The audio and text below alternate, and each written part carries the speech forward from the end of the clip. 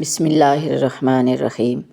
حضرت ابو ذر رضی اللہ عنہ بیان کرتے ہیں، رسول اللہ صلی اللہ علیہ وآلہ وسلم نے فرمایا، نیکی کے کسی بھی کام کو معمولی مت سمجھو، خواہ تم اپنے بھائی کو خندہ پیشانی سے ملو۔ مشکوٰۃ حدیث نمبر 1894۔ انسان کی پہچان، انا للہ، ہم اللہ ہی کے ہیں، وانا الیہ راجعون، اور اسی کی طرف لوٹ کر جانا ہے۔ یہی حقیقت ہے انسان کی اور اس کی زندگی کی۔ اگر ہارا ہوا انسان ہارنے کے بعد بھی مسکرا دے تو جیتنے والا اپنی جیت کی خوشی کھو دیتا ہے۔ گناہ جوانی میں خوشی دیتا ہے، مگر بڑھاپے میں پچھتاوا بن کر دل کو جلا دیتا ہے۔ جو تکلیف تم خود برداشت نہیں کر سکتے وہ کسی اور کو بھی مت دو۔ ہتھوڑے کے آخری وار سے پتھر ٹوٹ جاتا ہے، لیکن اس کا یہ مطلب نہیں کہ پہلے وار بیکار تھے۔ حقیقت بس یہ ہے کہ کامیابی مسلسل کوششوں کا نتیجہ ہوتی ہے۔ ان اللہ مع الصابرین، بے شک اللہ صبر کرنے والوں کے ساتھ ہے۔ کسی کا دل دکھانے کے بعد بہتر ہوگا آپ بھی اپنی باری کا انتظار کریں۔ جب آپ کا رویہ لوگوں کی توقعات کے مطابق نہیں ہوتا تب ان کا اصلی چہرہ سامنے آتا ہے۔ لوگ تم سے چاہے جو بھی چھین لیں پر تمہارا مقدر کبھی نہیں چھین سکتے۔ دنیا میں بولی جانے والی تمام زبانوں میں سب سے میٹھی زبان مطلب کی ہوتی ہے۔ کثرت سے استغفار پڑھنا، رسول اللہ صلی اللہ علیہ وآلہ وسلم نے فرمایا، جو شخص یہ چاہے کہ قیامت کے دن اس کا نامہ اعمال اس کو خوش کر دے تو اس کو چاہیے کہ وہ زیادہ سے زیادہ استغفار کرے۔ طبرانی۔ مشکل سے انسان کو نکالنے والی صرف اللہ کی ذات ہے۔ سب کو خوش رکھنا منافق آدمی کا کام ہے۔ بااصول اور باضمیر لوگوں سے اکثر لوگ ناراض رہتے ہیں۔ رسول اللہ صلی اللہ علیہ وآلہ وسلم نے ارشاد فرمایا، جو شخص بسم اللہ الرحمن الرحیم کی تلاوت کرتا ہے تو اللہ تعالیٰ بسم اللہ کے ہر حرف کے بدلے میں اس کے نامہ اعمال میں 4000 نیکیاں درج فرما دیتا ہے اور اس کے 4000 درجات بلند فرما دیتا ہے۔ تفسیر فتح القدیر، جلد نمبر 1، صفحہ نمبر 19۔ کچھ لوگ شروع میں اتنی توجہ دیتے ہیں، ہمارا 2 منٹ چپ رہنا بھی برداشت نہیں کرتے، ہماری بے رخی پر 1000 بار پوچھتے ہیں، اور پھر ایک وقت آتا ہے ہماری طویل خاموشی بھی اثر نہیں کرتی، ہماری بے رخی، ہماری ناراضگی سب بے معنی ہو جاتی ہے۔ زندگی کو سمجھنا ہے تو ماضی دیکھو، اور اگر زندگی کو جینا ہے تو مستقبل دیکھو۔ آنسو مسکراہٹ سے زیادہ اسپیشل ہوتے ہیں، پتہ ہے کیوں؟ کیونکہ مسکراہٹ تو ہر کسی کے لیے ہوتی ہے، مگر آنسو صرف ان کے لیے ہوتے ہیں جنہیں ہم کھونا نہیں چاہتے۔ مجھے نہیں پتا لوگ میرے بارے میں کیا کہتے ہیں، لیکن میرے اللہ کو پتہ ہے میں نے کبھی کسی کا برا نہیں سوچا۔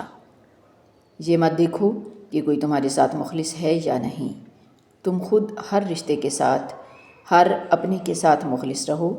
اگر کوئی تمہارے ساتھ منافقت کرے گا تو وہ اس کا صلہ اللہ سے پالے گا، اور تمہیں تمہاری مخلصی، تمہاری سچائی کا اجر بھی اللہ دے گا انشاءاللہ۔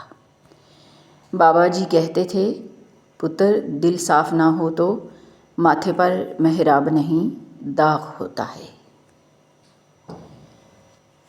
اللہ عز و جل فرماتے ہیں، وَهُوَ خَيْرُ الْحَاكِمِينَ، اور وہ یعنی اللہ بہترین فیصلہ کرنے والا ہے۔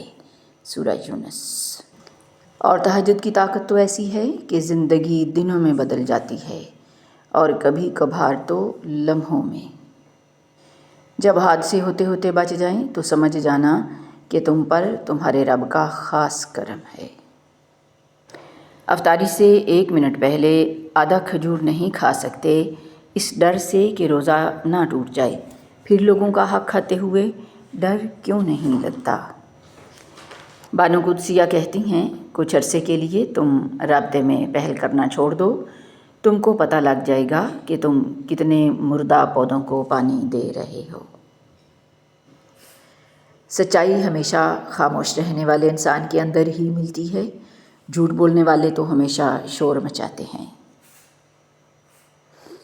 ہمارا تعلق ایسے منافق معاشرے سے ہے جہاں اختلاف رکھو تو بدتمیزی، سچ بولو تو بے ادبی، چپ رہو تو منافقت اور حقائق بتاؤ تو ناراضگی۔ زندگی کی کتاب کے سب اوراق ہمارے مطابق نہیں ہوتے، بس اگر کوئی ایسا ورق سامنے آ جائے جس میں راحتیں نہ ہوں تو صبر کیجیے۔ سلف صالحین کا کہنا ہے، آسمان سے اللہ جل جلالہ کی طرف سے اترنے والی سب سے انمول چیز نیک اعمال کی توفیق ہے، اور زمین سے انسانوں کی طرف سے آسمان کی جانب چڑھنے والی سب سے انمول چیز اخلاص ہے۔ منت نہ کیجیے، محبت منتوں سے نہیں چلتی۔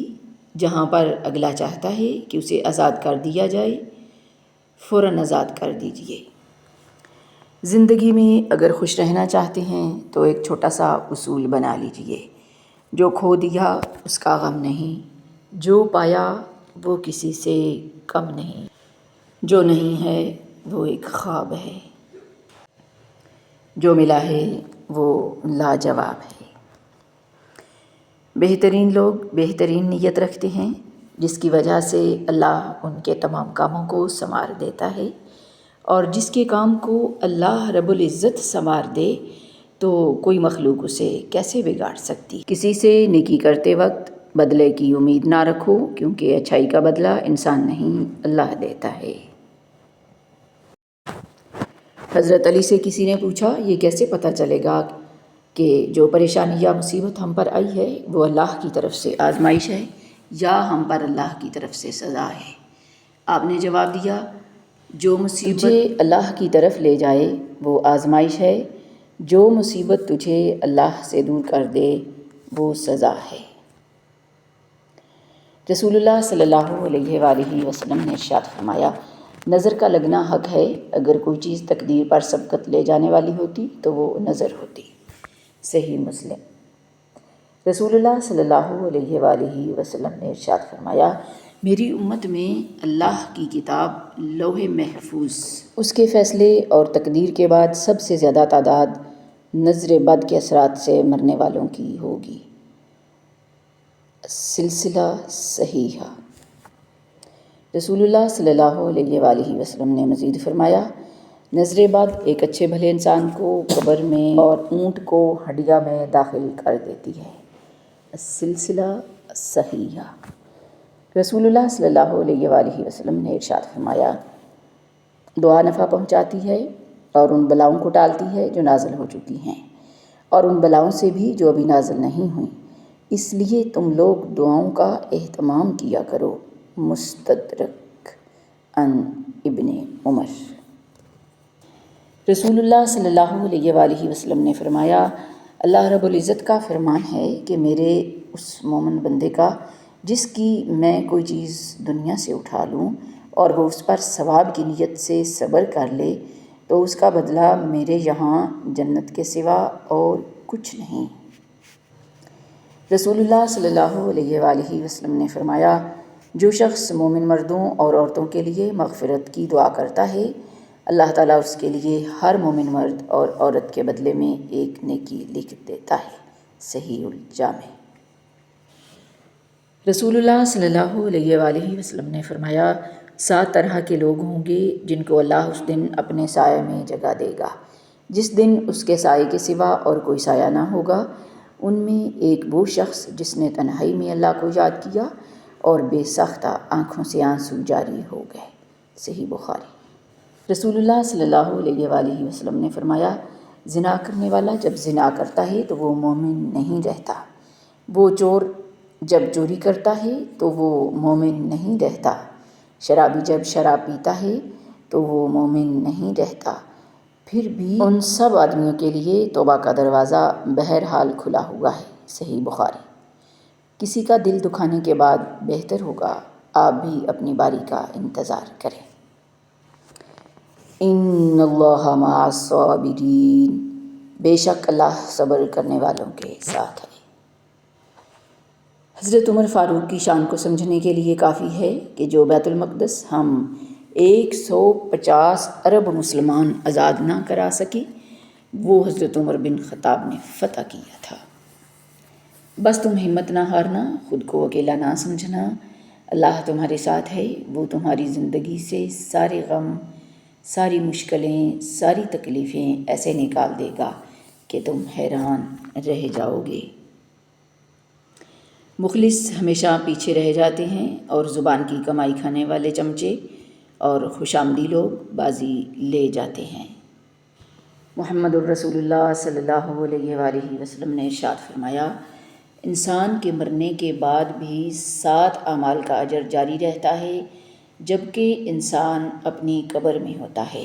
وہ 7 اعمال درج ذیل ہیں: کسی کو علم سکھایا ہو، نہر کھود کر پانی جاری کروایا ہو، پانی کا کنواں بنوایا ہو، کوئی درخت لگایا ہو، مسجد بنوائی ہو، قرآن مجید کو اپنے پیچھے چھوڑ گیا ہو، یعنی قرآن کریم خرید کر وقف کر دیا ہو یا کسی کو قرآن پڑھا دیا ہو، اپنے پیچھے نیک اولاد چھوڑی ہو جو اس کے مرنے کے بعد اس کے لیے دعائے مغفرت کرتی ہو۔